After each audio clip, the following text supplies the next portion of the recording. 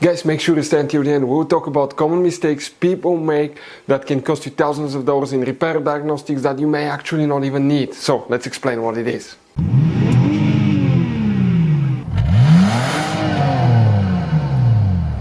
Hey guys, welcome back to World Mechanics. Super quick, very helpful video for any of you guys trying to find where the DRL lights, fuses, relays are located on Jeep Grand Cherokee, that generation here. Please guys, do not waste any money on parts, tools, diagnostics until you watch that video. We'll talk about that after that. If you guys need to buy any replacement parts, tools, anything like that, we'll share the links in the description of the video below. Check it out and you can see where we get most of our tools and supplies from as well. Let's start on it now.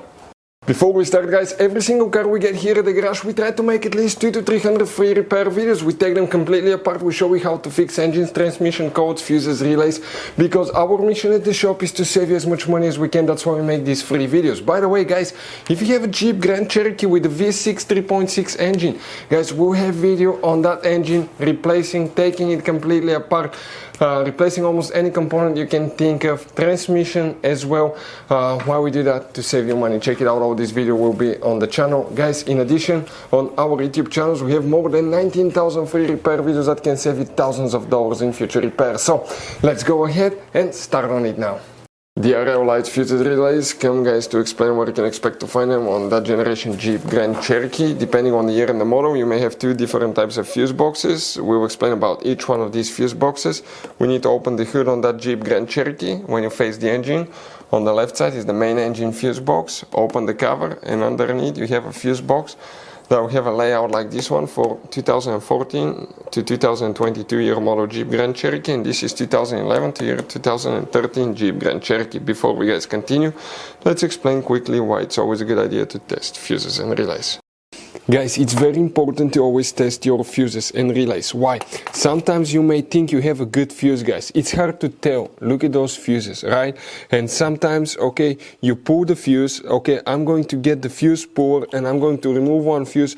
I want to show you on that 20 amp fuse. Sometimes it's very unclear if that fuse is burned or not. You may not clearly see it. So always, guys, test them, because if you don't test the fuse, you assume it's good.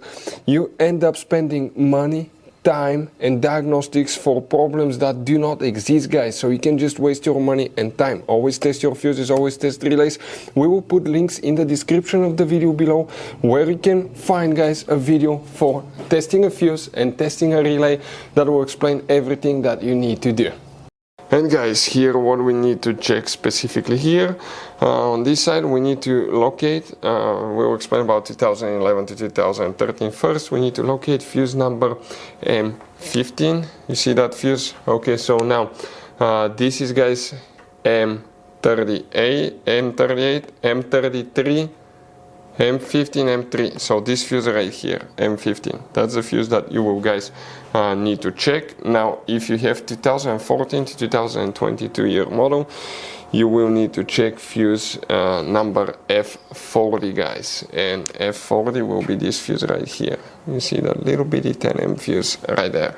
You don't have relay, we recommend to check the relays and the fuses for the headlights. If you still have problems with the DRL lights, those are the main fuses, but the secondary fuses are the headlight fuses. And if you want to see where they're located, we have the video on the channel to help you with that as well. Our mission is to save you as much money as we can.